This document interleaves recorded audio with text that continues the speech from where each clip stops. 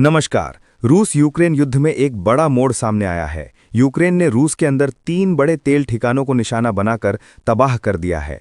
Drone और मिसाइलों से किए गए इन हमलों ने रूस की सैन्य सप्लाई चेन को सीधा झटका दिया है। तेल के डिपो जलकर राख हो गए और विशेषज्ञ मान रहे हैं कि रूस की अर्थव्यवस्था और सेना दोनों पर इसका गहरा असर पड़ेगा। तेल को रूस की सेना की धड़कन कहा जाता है और अब यूक्रेन ने उसी धड़कन पर करारा वार किया है। रूस ने हमलों की पुष्टि की है, लेकिन नुकसान को कम करके दिखाने की कोशिश कर रहा है। वहीं यूक्रेन इसे अपनी बड़ी सफलता बता रहा है। पहली बार रूस के भीतर एक साथ 3 तेल ठिकाने तबाह किए गए हैं।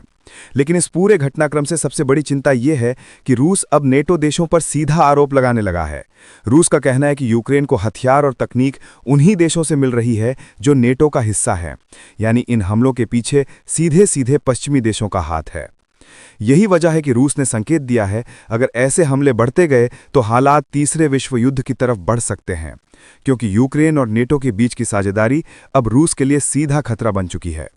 विशेषज्ञों का मानना है कि आने वाले समय में रूस नेटो देशों को निशाना बना सकता है। अगर ऐसा हुआ तो ये संघर्ष सिर्फ रूस और यूक्रेन तक सीमित नहीं रहेगा, बल्कि पूरी दुनिया को अपनी आग में खींच सकता है। फिलहाल इतना साफ है कि रूस यूक्रेन युद्ध अब और भी खतरनाक मोड़ पर पहुंच चुका है। यूक्रेन के इन हमलों ने न केवल रूस को चुनौती दी है, बल्कि पूरे वैश्विक माहौल को हिलाकर रख दिया है। अब सबकी नज़र इस पर है कि रूस अगला कदम क्या उठाता है।